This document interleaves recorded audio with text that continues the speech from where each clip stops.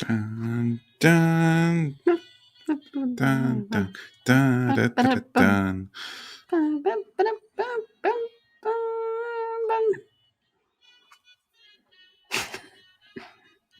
So good. Oh, the bass. Boom, boom, boom, boom. I really like the bass in this.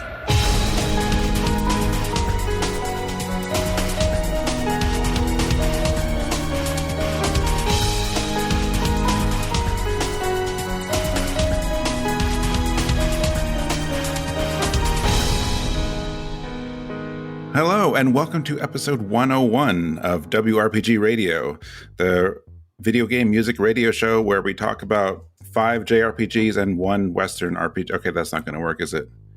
Okay, so we're going to call this Rhythm Encounter. I think that's what we're going to call the show now. What do you think? That seems like a solid name. Yeah. It'll match the other ones. I think it would, yeah. Mm-hmm. Let's go with that. You know? But I do love, community public radio, though. Be sad to leave that W behind. Yeah, I mean, if it's not taken, maybe we can still, make a Rhythm Encounter. A WRPG. Sorry. War Rhythm Encounter. Yeah, War Rhythm. No, like WRPG Radio, but then only play JRPG music. Okay. Yeah. That sounds fun. Anyway, as you can tell, we're not doing a regular Rhythm Encounter episode today. If you've listened to prior episodes, you know that we're going to do an episode on transportation themes and the Xeno series, and we've just had some scheduling issues where those didn't happen, but we still wanted to give you an episode on time. So, I am your host, which I should have said about a minute ago, Mike Salbato. Joining me here is Hilary Andreff. Hello, I'm here too to bring you some fresh tracks that were recently released. Yes. Radio style, kind of. Is it radio style? Obviously, we're winging this a little bit because we really, again, wanted an episode together, but we're winging it, but we're not phoning it in. Anyway, so the idea was, while we're still producing those other episodes, those are coming next, we still wanted to have something this week. So Hilary and I got together and we're going to do just some recent. Is it all recent? Yes. Mm-hmm.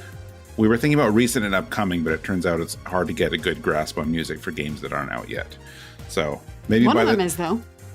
One of them is, technically. Yes. So, we thought about maybe something from Forspoken, and I would have liked to bring on maybe some Fire Emblem Engage, but as of this recording, those aren't out. And, well, finding Nintendo music on YouTube, even if the game is released, is always an interesting challenge. Yep. Dicey. Yeah. So, we're aiming for this to be a bit of a shorter episode, but that was the theme. Some new stuff that we wanted to share with everyone. Yeah. Some of it's actually just from this year. Some of it's from last year. Last year, 2 weeks ago, a month ago. Well, actually, our first song today is actually from an album that released a full year ago. Oh, geez, okay. But we haven't featured the album on the episode or on the show yet. Gotcha. Yeah. Anyway, it's a weird little mix, but I think it's fun. So we'll see how it goes. I can't wait to get started. Yeah. Well, then maybe we should. Let's do it. Was there anything else you were planning on bringing on, but maybe didn't? Or would like to if we could? Oh, that's tricky. I mean, I know we talked about a lot about Elden Ring. We talked a lot about Horizon, which both have fantastic music. We both listened to at least a few hours of it, and it was just very hard to parse out like what we want to bring on. Yeah. As kind of like an introduction, like, hey, listen to this one song, because those soundtracks are just very immersive and you almost want to listen to them for longer than one track at once. Yeah. I mean, a couple episodes ago, well, actually the last 2 episodes, we had a song from Ghost Song on, and we end up settling on some songs, but Ghost Song is the same kind of thing where it's really best listened to like in full. And, I thought about Horizon, and I like so many tracks from Forbidden West, but I couldn't really pick a single standout because I would rather just recommend people listen to them all the way through, which thankfully is easy to do on YouTube. So now that we've talked about everything you're not going to hear today. What are we going to hear on our WRPG radio? WRPG. You're really going to just stick with that, aren't you? Why not? All right. Well, so we're still doing 3 blocks, even though it's just the 2 of us. So we each have 3 songs today in this little special quote unquote emergency episode. So I realized I am a bad Chrono Trigger fan because I did not pick up the jazz album that released last year. Probably because it came out like in January, and like I don't know. It was too soon. I was still in like recovering from holidays, I guess, and totally missed when it came out until after it happened. But I thought it was time to rectify that. So our first track today is the Frogs theme jazz arrangement from the Square Enix Jazz Chrono Trigger album. Oh, excited about that. Yeah. And keeping with characters in Square Enix games. Yes, I also brought on not 1, but 8 more characters in 1 block. I did kind of a character theme sample medley because we just got samples of the Octopath Traveler 2 soundtrack. So I just chunked out the samples of the character themes, all 8 of them. And that is my pick for this block. Yeah, I mean, I'm really excited to hear the entire themes for these characters, but I'm glad we have at least this nice sampler. And I like the idea of at least combining the characters. All right. Well, let's go listen to the themes of Frog and, well, 8 others. We'll talk about them later.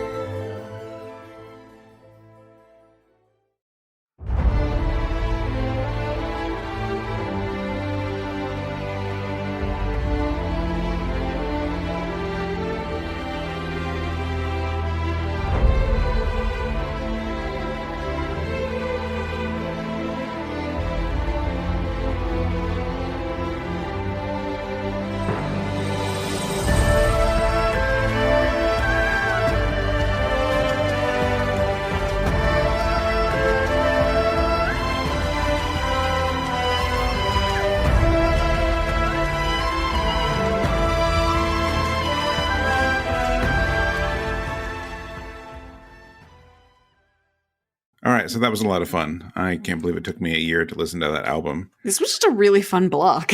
It was.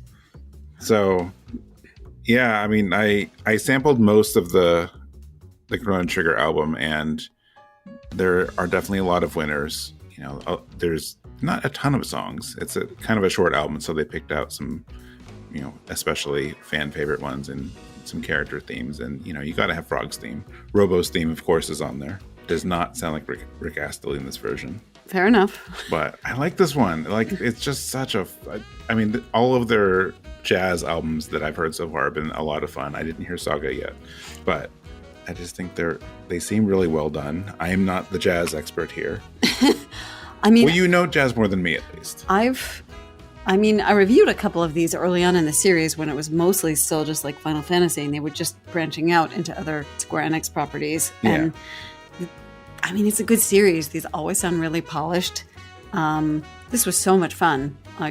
I'm excited to hear Saga and some of the more recent stuff, because it sounds like they're branching out a little bit in the styles of jazz that they're doing based on this track, because it definitely had a little bit more of like a big band almost kind of feeling.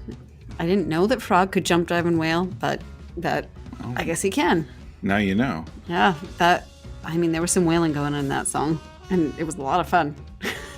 It was. Although the bass is probably my favorite part. Oh yeah, the bass is fun. It's kind of funny. Like this one, the Battle with Magus is on there too, which is, I almost brought on just because it's hilarious.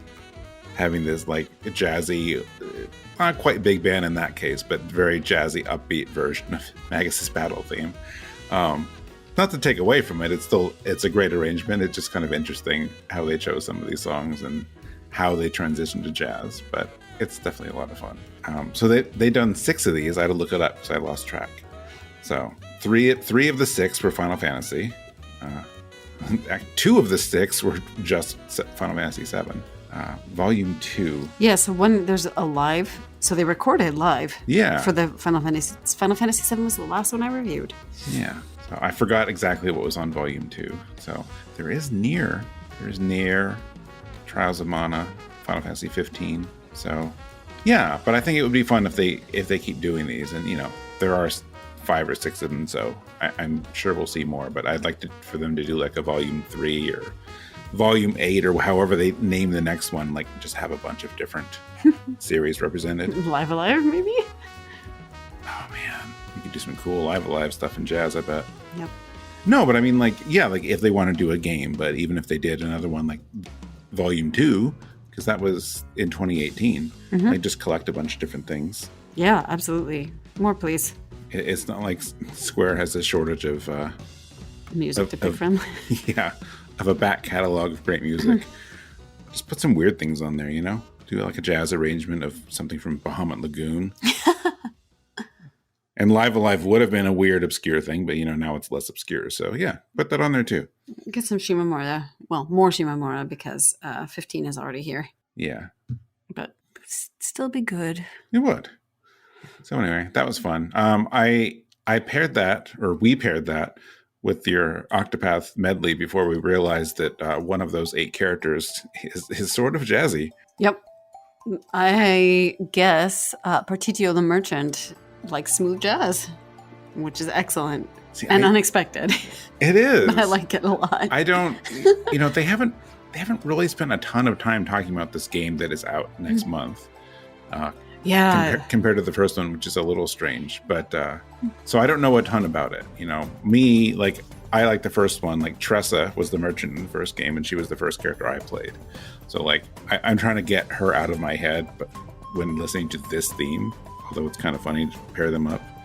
Yes. But anyway, I'm talking all over your song. No, you're fine. You should talk first. Oh, well, one of the things that really drew me to this is the variety of musical styles that are shown here. I think one thing that was good about the first Octopath soundtrack is that it had its own kind of musical footprint. It was very consistent, which I think was probably a smart choice for, a relatively, I don't want to say new, but like new to us composer. Yeah. But I love how these really branch out. Like we talked about the merchant and the jazziness, but all of them branch out a little bit more into some different genres, some different tones. But they all, I think, so far it sounds like they do a good job of still having some cohesion and still sounding like Octopath to me. Like that melody, I mean, the saxophone is almost silly when you first hear it, but the melody, if you really listen to it, still sounds like something that you would hear in an Octopath game. And we're just talking about like the eight character themes. Right. Say nothing of the fact that this is a 6-disc soundtrack. But yeah, it's great that every character has their own musical feeling, but none of them actually feel weird and out of place, even with the different instrumentation and approaches. Exactly. Another one to bring up in that respect is our dancer friend. That was very, very Celtic, and I pictured step dancing. Yeah, no, that's what I did too. That's a definitely a different kind of dancing than the first game. Yes. So, I also thought it was interesting because as we were listening and looking at the character themes as they came up, we were thinking like I was expecting the thief to have a really, maybe kind of a mysterious theme. You felt differently. And then it wasn't really either. It was more towards your thing. But I don't know. I thought it was fun trying to guess where they were going to go musically. I think the scholar and the cleric had a theme that was more what I was expecting for the thief. But then, So like the kind of slightly dark, dramatic, not a lot of movement. I mean, I'm not typecasting any RPG thieves here. I'm just saying, like, you would think it would either go that way or it would go Locke's theme, or Therion. Is Therion the thief in the first Octopath? Yeah, but he's this same kind of thing where he's a little flamboyant, not so. A little hot-headed and flamboyant. Yeah. That's one way to go with that character type, I guess. Mm-hmm. But yeah, so we're playing with expectations a little bit. Yeah. I mean, speaking of playing with expectations, our cleric, are they okay? Their theme seems very dark. It does seem very dark. They must just spend a lot of time just in a room lit by a single candle.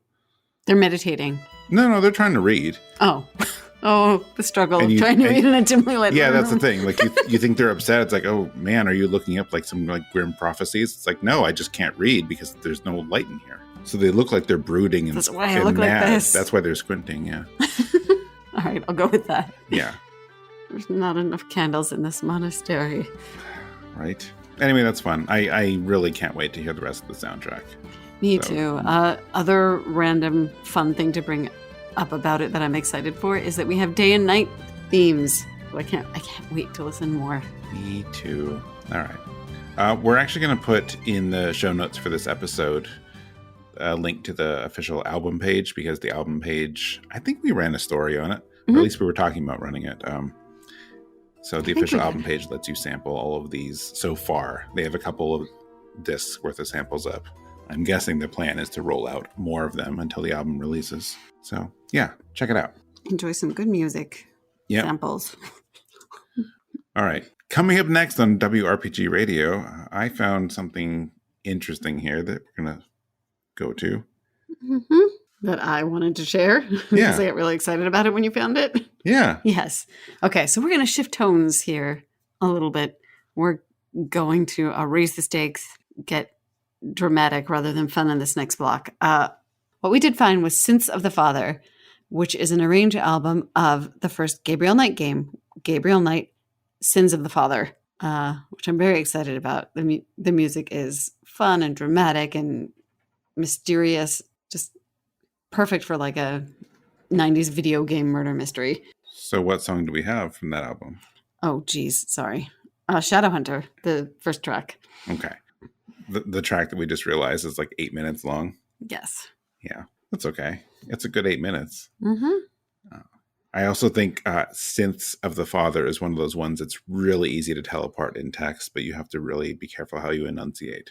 Yes. So I'm going to be very careful to say synths. Synths. Yeah. Anyway, so I brought something from an album that I actually hadn't listened to yet, and I meant to because it came out back in October. But one of my favorite arrangers is ROZEN, who does a lot of Zelda and has done a couple Nier albums. I got excited about basically everything he's done. Yeah. Yeah, me too. So his most recent album was Shadows of Hyrule, which is basically this musical journey as if Zelda was a very dark, almost like Souls-like atmosphere. So it's very interesting, like the tone he's going for and the world he's like trying to represent just musically, although there's some artwork too. So anyway, that's what that is. What we're listening to from that is Song of Storms and Flame. So it's a pretty destructive storm. Yeah. I mean, this whole block is just so dark and foreboding. Maybe we'll have to make up for it in the last block. But for now, we're going to go listen to Shadow Hunter from Gabriel Knight, Synths of the Father, and Song of Storms and Flame from Shadows of Hyrule.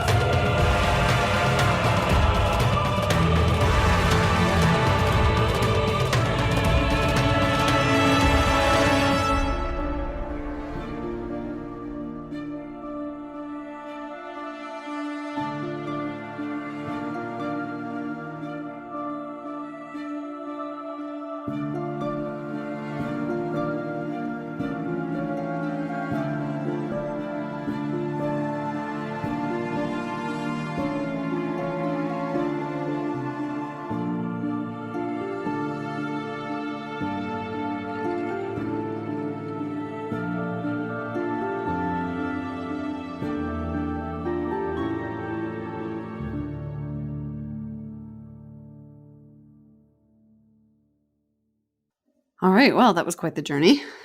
I'd say. Yeah. So how about Gabriel Knight? I don't think I am exaggerating if I call Shadowhunter Cynthia's hell. It's Wow.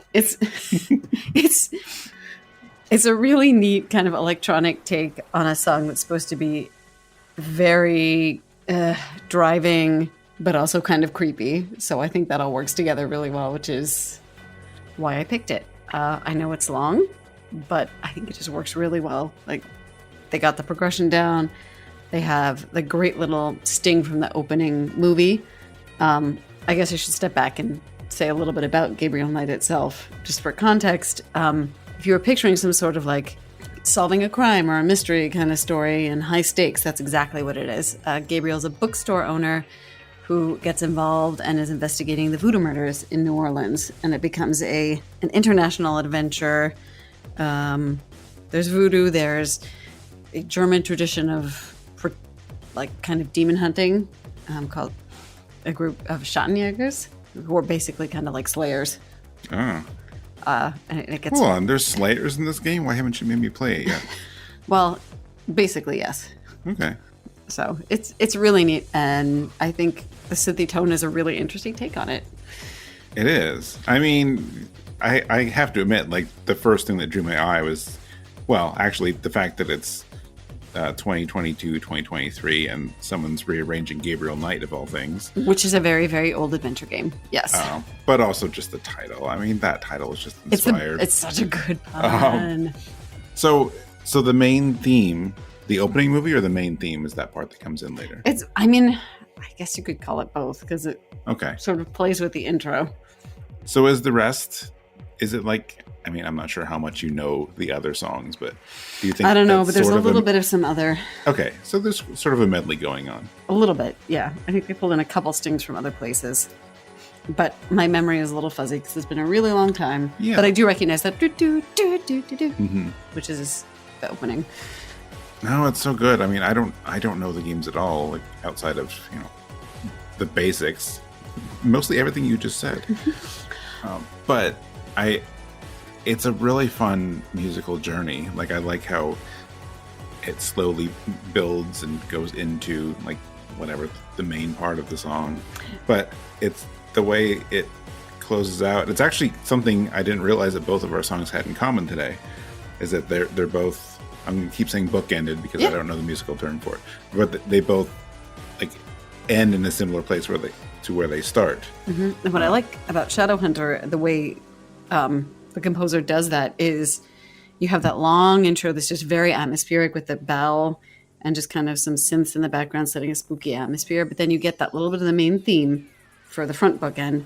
And then the back bookend is mostly the same thing, except the melody is a little bit louder and it stands out a little bit more to close out the song. It's like, now that we've heard this, this is in the center.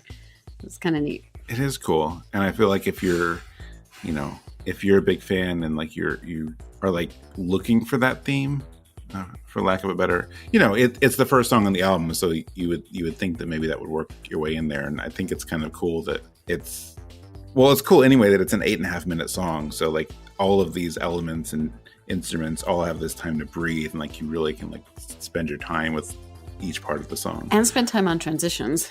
And the transitions, but I also like that it builds, and like if you go into this thinking like, hey, is this the main theme? You don't get that until 6 minutes in. Mm-hmm. Like, I don't know, it's very satisfying, I think. It is. And one other thing to mention about the game is that a lot of the cutscenes and kind of a lot of the movement it's actually presented comic book style almost, with like panels that... Oh, okay. Yeah, so it's really easy, at least for me, to picture that with this music in the background. Yeah. All right, so I probably don't need to introduce Zelda to our listeners the way you introduced Gabriel Knight. But I will say Song of Storms is, I'm sure most people know, from Ocarina of Time. Although this version is much darker and more dramatic than it was in Ocarina of Time. Or at least a lot more. We'll say more dramatic. Because, when you do get to that point of the game where you get that song, you are going to like the creepiest dungeon in the game. So that's correct. It is a little dark, but not nearly as dark and, well, Game of Thronesy as this song is. Uh, that little the horns in a song. that I mean, I could almost little hear moment of the horns. I could Yeah, almost hear the. yeah, just a little bit.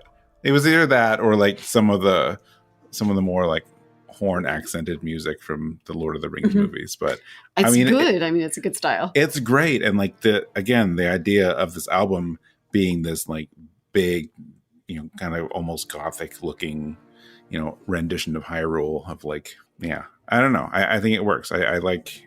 I love this expansive, dark, stormy take on the Song of Storms. And I think, yeah, ROZEN does it very, very well. Like, I love the counterpoint near the beginning of the song where he's got some low chords that counterpoint the which is the first part of the Song of Storms that you hear. I think it's a descent, like a couple descending notes. But that's really well done. And not to backtrack too much, but it's just really cool that ROZEN has taken that idea of the kind of dark, stormy, expansive Song of Storms and expanded it so much to be this full song. Because it's, the Ocarina of Time themes are very short. Yeah, and like I'm not going to get into who or what this was, but we recently heard another like arrangement of Song of Storms, and I thought it was fine. Like musically, I thought it was a good song, but it was, to call it an arrangement of Song of Storms was kind of weird because the actual song is so short, and it was kind of just there, and then the song went off and did some other stuff. So it didn't really feel like it was really an arrangement of that song, but this actually does. And I think it's because ROZEN takes like bits and pieces of the ocarina melody and scatters them throughout. Like, yeah. You don't hear the for a few minutes at least. No, it's pretty smart, and I feel like it's probably harder to arrange, like because some of those ocarina melodies are really memorable, but they're not really songs, not full-length songs that you can really do a lot with unless you get really creative, and that's exactly what he did here. The one other take on the song that I've heard that's kind of like this was Celtic Link. They did a really big, like you could just picture a giant storm over a field, and they started it with pipes, like and then a crashing drum, kind of like similar instrumentation to what you hear here, and I think it works really, really well. It does. I'm hoping we can get someone to review this album. I mean, I know it's a few months old now, but it's definitely worth a listen. Yeah. So, all right. Well, now that we're feeling overwhelmed from all this drama, maybe we should go to okay. I'm going to call them both relaxing. Let's take a break. We'll take a break and close out with some more relaxing songs than our last block here. So what do you have for us? So I have a town that I don't exactly know how it's pronounced in audio because I have not gotten this far. So I'm going to say Nemea Town, or it could be Nemea Town, or something like it from Harvestella.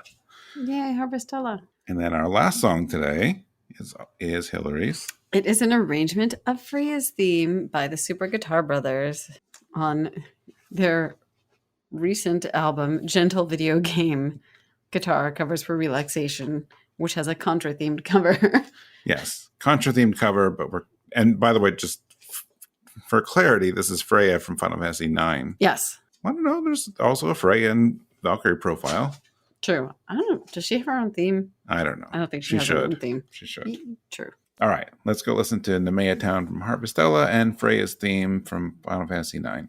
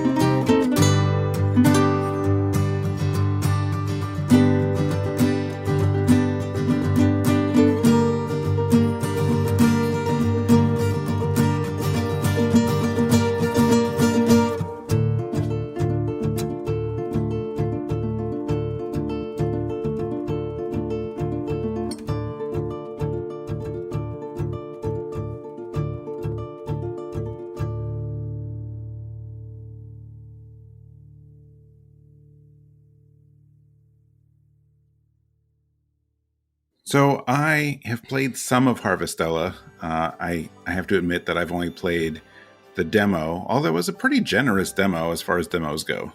You could play like half of the first month of the game. So I've seen the demo and a little bit after it. So I haven't seen outside of the first town yet, but a quick search and also the thumbnail on YouTube pretty much gives away that this is the spring town.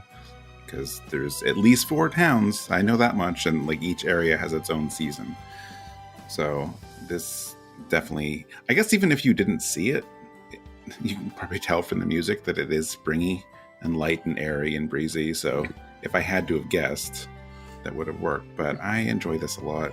It's such a weird thing, this soundtrack, which I know I'm already off the topic of the song itself, but Go Shiina did, I think, the whole soundtrack, or at least most of it, who's pretty well known for his work in Tales. Like, he started like contributing some Tales things and did more and more, and I think there are some Tales games where the soundtrack is almost all his music, and like I know people really enjoy his music, so it's a pretty good name to have on this fairly small release, at least as far as Square Enix games go. As far as they're concerned.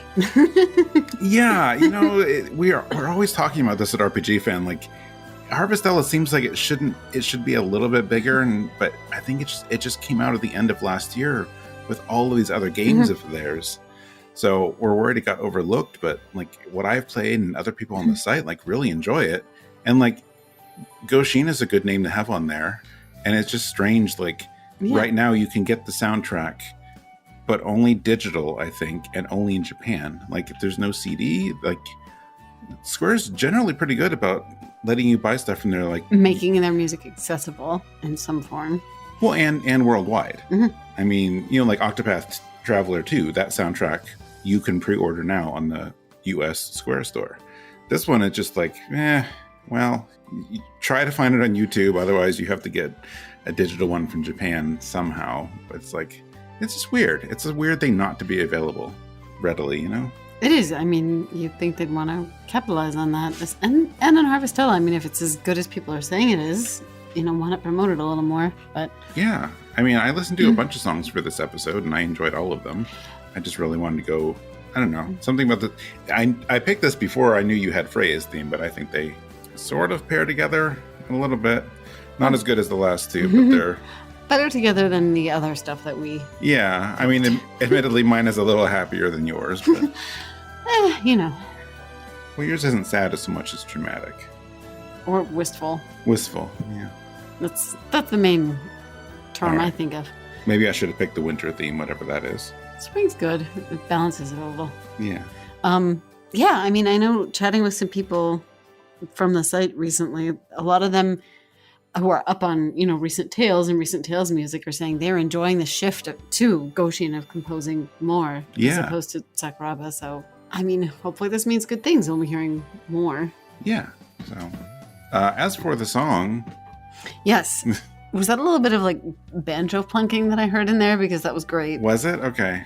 I don't know. You're better at picking out instruments than me. So if you think it was banjo, then we're just going to go with that. It sounded like there was just a tiny bit, like not dramatic banjo strumming, but just like a little bit when the woodwinds were going near the beginning, maybe like it's early spring, you're floating down the river a little bit, but it's not like full banjo. It's not full banjo. Yeah. It's not midsummer where everyone's like out playing bluegrass. Oh, okay. I didn't know everyone played banjos in the summertime, because I certainly don't. I don't even have a banjo. Do I have to get a banjo before the summer? Yes. Oh, geez. All right. You know what I mean. I know. Talking imagery-wise. We'll have to go back to Mr. Music. I think I'd probably get a banjo before you. Do you think Mr. Music in Alston in Massachusetts, is anyone there is listening to the show and is like, hey, wow, we just got name dropped? Maybe. Okay. Awesome. All right. Well, maybe they'll give us a banjo. Yeah, maybe. Hey guys, like your store. Yeah. If someone wants to give me a banjo, I'll play the Outer Wilds Traveler's theme on it. This is an RPG show, Hilary. Oh. We can't talk about Outer Wilds and however amazing it may be and how everyone listening should play it immediately. And look up absolutely nothing about it on the internet if you don't know. We're serious about that last part, by the way. Yeah. You don't want to get spoiled. Yeah. We're way off topic. Yes, Harvestella sorry. has good music. I enjoy this spring theme. Yeah, It's airy and breezy and makes me feel nice. It starts out airy and breezy, but it has a nice build up, and it becomes something like in the middle with like that little choir slipping in to bolster That's everything true. up. It almost reminds me of like Kakariko Village at its most dramatic. Ooh, uh-huh. That's a good comparison. In the middle there. Yeah.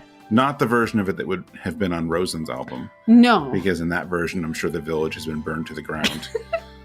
Oh, I don't want to think about that. Sort of like in Twilight Princess, where the way they talk about the village is like, oh, it's like falling on hard times and all that, and you're just expecting it to be like destroyed, and you go there and just like, it's all right. I mean, everyone stays inside, but it's like nothing's really destroyed except like that one part of that one building. It's like people are making do. That's not what I was picturing. You guys are being a little dramatic. Hey, speaking of dramatic, Freya's theme. Yeah, so I can't remember if I've mentioned this on Rhythm before, but Freya's theme might be among, not the, but among my favorite pieces from FF9. Yeah? Which I think has a great soundtrack because... Why am I nodding? This is a podcast. I'm not sure. Okay. Well, anyway, I was nodding when Hilary said that. I'm going to describe. Now I'm thoughtfully placing my hand under my chin. Yes. I'm also nodding now. Okay, go ahead. And it's precisely because something about it it's a very, very, very simple tune, but something about it just really hits that emotional chord with me, and I just get sucked into it every time I hear it. Mm-hmm. And I think this version is an absolutely great version of it. I mean, the way it builds, I think acoustic guitar is a great instrument choice for it, and they do some great work with dynamics near the beginning. Mm-hmm. You know, I sort of remember a little bit less of a shift in, you know, loudness versus softness, but I think they use that to great effect in this arrangement of it. And just the way it's two of them, right? Super Guitar Brothers, and the way they weave the different parts together. And I think they emphasize parts of the counter melody. Mm-hmm. I mean, there isn't really a strong counter melody, but the counterpoint, especially in the last like minute or so, to really build up the intensity without making it like too loud, which I think is really cool. Yeah, I mean, if you upped it too much, it wouldn't have the right weight, I think. Mm-hmm. But I did enjoy that. I think it works for what they're going for with this album. You know, they're going for like relaxing, and it's because it's such a simple melody. Like this arrangement, it's like if you really sit there and hone in on it, like I think it can sound a little repetitive as much as I enjoy it. Mm-hmm. But I also think that's probably intentional, and it's meant to be more just kind of creating an atmosphere and in the background.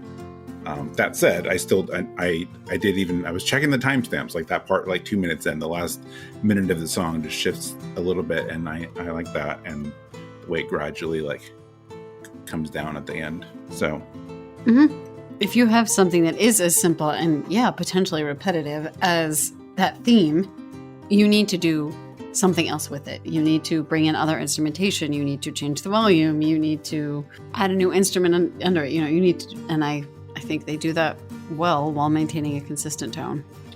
oh And yeah, I mean, that's especially important in the case of an arrangement, because in the original game, you can kind of get away a little bit more with a simple repeating atmospheric melody, because that's sort of an expectation that's been like laid down for video games, right? Yeah. Not always true, but there's a little bit of leeway there that I don't think you have with an arrangement.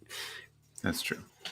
So yeah, I mean, just I want to also say, just in general, like this album and Super Guitar Brothers, I just adore them. You know, they haven't had a full album in a few years now. Yeah, and to give an idea of some of their other catalog that's within our coverage, they basically did the entire soundtrack of Ocarina of Time. That is one of their other albums, and it's pretty fantastic. And Sam Griffin, which is really neat, had the honor of working with Yasunori Mitsuda. I think it's the Chrono Cross. Right, yeah. Or was it just Cross? I think it was Cross. Yeah, because it was that like bonus CD if you bought the Blu-ray of that concert. Of the Chrono concert, yep. Which is fantastic. I mean, that concert album is amazing, and the bonus songs are also great, and I don't know if you can get those outside of that package, which is kind of weird. Kind of a weird thing to like limit, but I guess if you picked it up, it's a heck of a bonus to have. So I'm glad we have it. Yeah, I first heard them at MagFest several years ago, and I picked up, I think at the time they just had the one album, which was released in 2013. So I'm sure I heard some of this stuff on there. So they had Chrono Trigger, Chrono Cross, Final Fantasy, Castlevania. But yeah, I mean, I don't want to like focus too much on them versus all the other music we had today. But, you know, this album just came out, well, 6 days ago as of this recording. So, yay! Yeah, it's fun. I haven't even listened to the whole thing yet. I want to hear the Goosebumps theme for some reason. Oh, that's pretty awesome. Yeah, Freya's theme is great. They have an Earthbound Town medley, which is 7 minutes long. Also a ton of fun. They're just two very talented people. So, yeah. All right. Worth getting into their discography, and I think Freya's theme is like actually also a good introduction to them. So if you like that style of music with the two guitars layered, that's true. They know their RPGs. Yes. Good pick. You too. Thank you. All right. Well, that does it for our quick little, we still don't know what we're going to title this. Here's some stuff that just came out recently or is coming out next month, or in the Chrono Trigger song came out a year ago. I don't know. Recent and new. It's fun. As I like doing, I want to quickly touch on, because, you know, we enjoy introducing each other on this show to new music, and of course all of you listening. So, you know, we try to keep things fresh and not like bring too many repeats back, songs especially, but also, you know, we try to mix it up in terms of actual games represented. Mm-hmm. So I do like mentioning at the end, like which games on here are appearing for the first time. And, oh, why did I type that? I didn't do that. Okay. Anyway, so we have two today.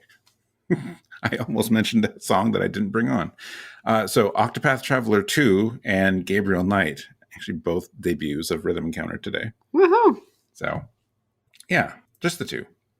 Obviously, we've had Chrono Trigger on and Final Fantasy 9 before, but not these versions. Anyway, I think I mentioned this at the very beginning, but you know, if you've listened to prior episodes, I did say that coming up was an episode on transportation and the Xeno series, and those really are coming next. I'm pretty sure in that order, but don't hold me to it. Either way, whether it's transportation and Xeno or the other way around, that is definitely what's coming next on Rhythm Encounter. So look forward to that. I'm excited about what everyone chose for that. I can't wait to listen. Yeah, I can't wait to actually pick my songs for the Xeno episode. So I imagine I will pick good songs, but I haven't done it yet. So anyway, if you want to let us know what you thought of this or our show in general, you can email us at music@rpgfan.com. If you want to email me separately and not about music, you can reach me at mike@rpgfan.com. And what's the best way for people to reach you, Hilary? To reach me for RPG fan stuff, best way is Discord, and I'm EP Fire there. So along with Rhythm Encounter, RPG Fan also has two other podcasts that post mostly every week. Random Encounter posts every other Monday, alternating with us. And most recently, we had an episode talking about, well, mostly about Audra, didn't we?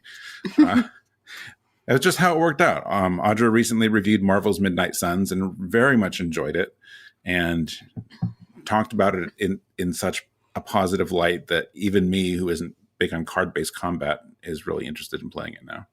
We also talked about her recent review of the visual novel Coffee Talk, which came out in 2020, although the sequel comes out in just a few months. So It was one of those things that seemed like it wouldn't be that timely, but really is timely. So that was a good episode. And then over on Retro Encounter, the show you're probably most familiar with for RPG Fan, they just posted an episode also on Xeno. It was a Xeno series draft episode. So that I actually haven't listened to that yet because that came out today as we're recording this, but I'm sure that is fun. So I'll have to check that out, and you should too. And that about does it. So yeah, be sure to check out Random Encounter and Rhythm Encounter. Well, we are Rhythm Encounter. Check out Random Encounter and Retro Encounter. There we go. Yeah, there we go. I got it. You know, there's three of them. It's really hard to count to three, you know. Wow, you're lucky that Random Book Club hasn't become Written Encounter. That'd just be too many. Yeah. I wonder if that means I can work at Valve because I can't count to three. Anyway, that's enough out of me.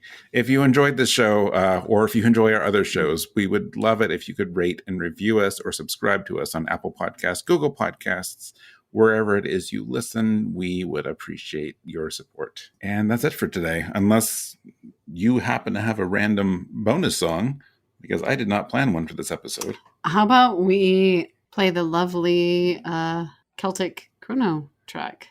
Oh, yeah. What's that one called? I don't remember off the top of my head. Okay, hang on. The one we almost brought on? Yeah. Dreams of the Past, Memories of My Soul. Yes. All right, let's go with that. With Ashley McGlynn, who is the Chrono star of Anuna and seems to be singing a lot of stuff with Yasunori Mitsuda. Yeah. So, okay. No, that's a good choice because I know you almost brought that anyway. Yeah, let's close with that. So whether you want to call it a remaster or slightly updated re-release of Chrono Cross from last year, along with coming with Radical Dreamers, and other random surprise thing that happened was Yasunori Mitsuda composed and arranged several new tracks for it.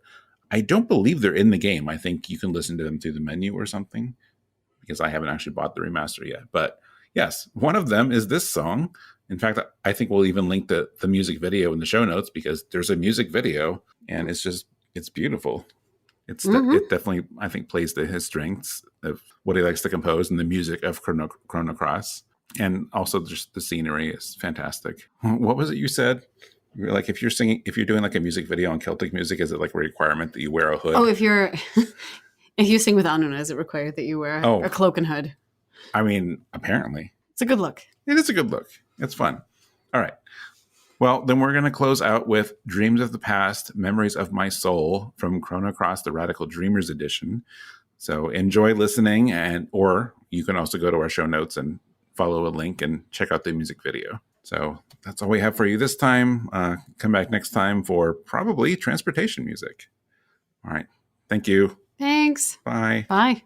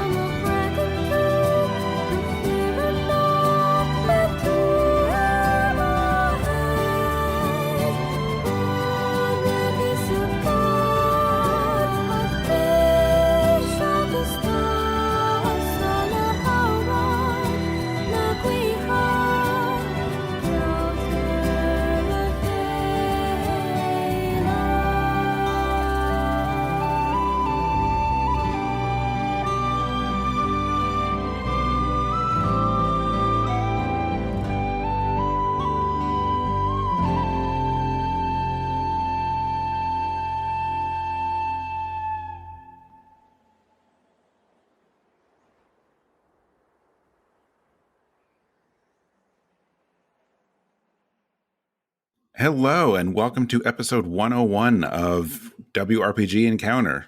No, that's not what I was going to say. Radio.